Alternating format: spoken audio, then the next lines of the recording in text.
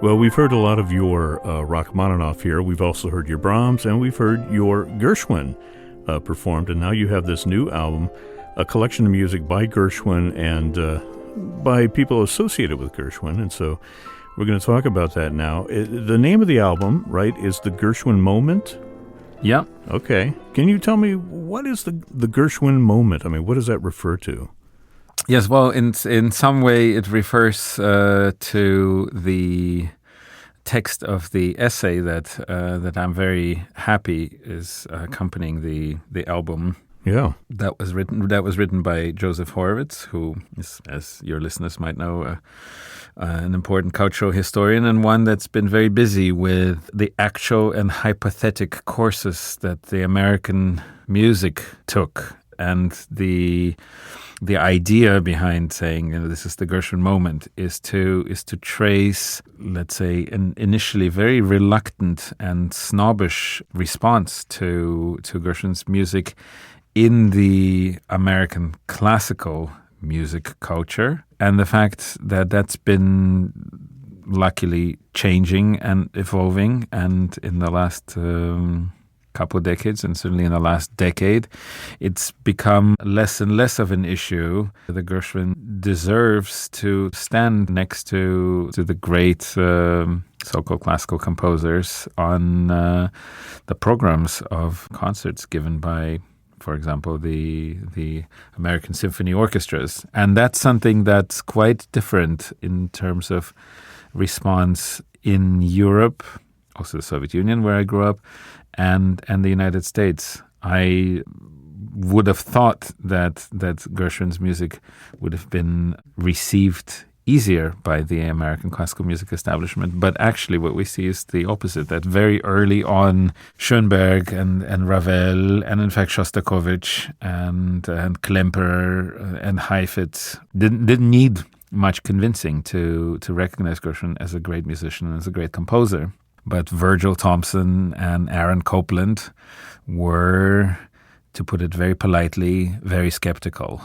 And so that's interesting to think how that has changed. And of course, the thing is further mixed, because if you think that Dvorak is perhaps one of the first that recognized the possibilities of the African-American folklore music and thought that there's this wonderful quote where he says that this is the foundations upon which the American classical music should be built on.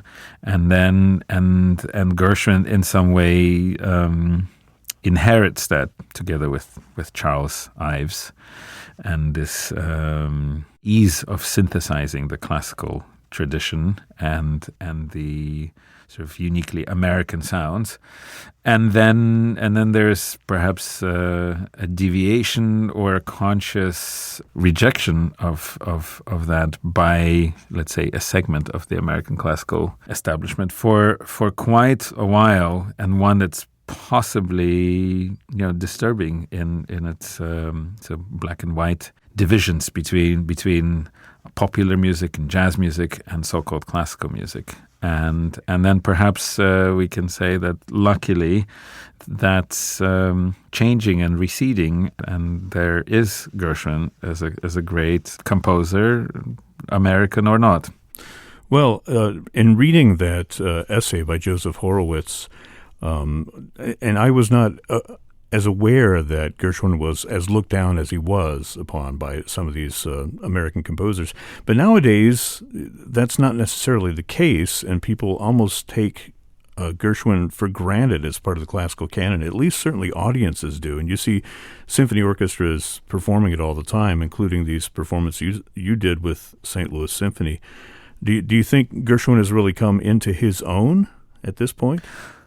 I think so. I think in terms of acceptance and relevance, certainly. And I think what's interesting is that this idea that earlier on he was sometimes blamed for, this taking from different styles and supposedly ones that didn't really correspond with each other, like classical and jazz.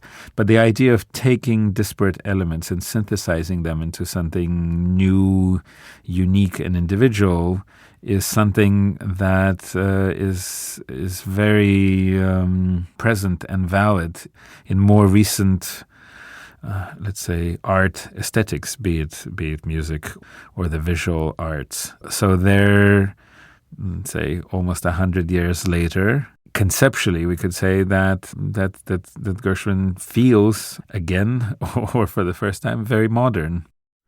Well, for people who do know you, they're certainly aware of your long-standing relationship with music of George Gershwin. But for folks who are maybe not familiar, can you talk a little bit about growing up in Russia and becoming infatuated with jazz and Gershwin being a part of that for you?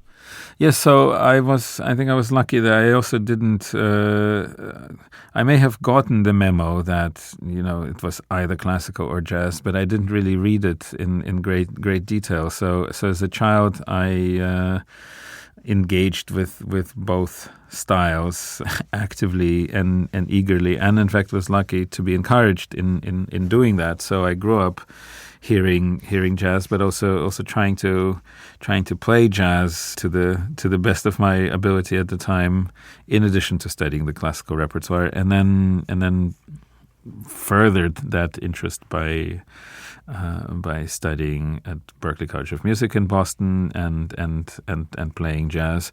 And so this album in that sense feels very close to heart because of course that this repertoire, Gershwin's music, is exactly that. It's this kind of mixture and the edge of the blade, with classical being on one side and jazz being on the other side. One of the quotes in here where you talk about Gershwin, you say you don't want to be too classical but not too jazzy. So you're trying to strike a balance between those two idioms?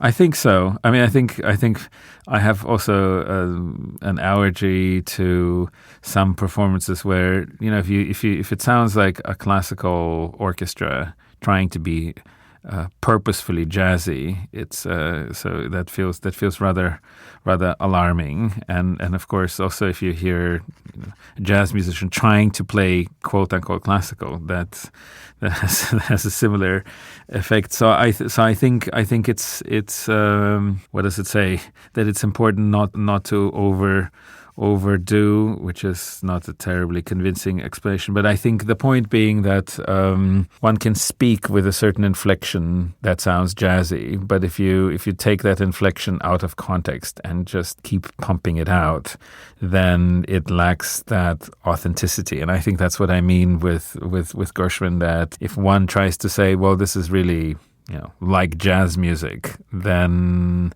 some of its elements really don't work. And the same thing with its classical side. If you play really what's written on the page, though that's a whole another pit of dangers, because who knows what's really written on the page. But if one takes the notation very literally, then also the thing doesn't fly at all. So it's true. I think there's some balance to be struck, and some balance that's there to be recognized.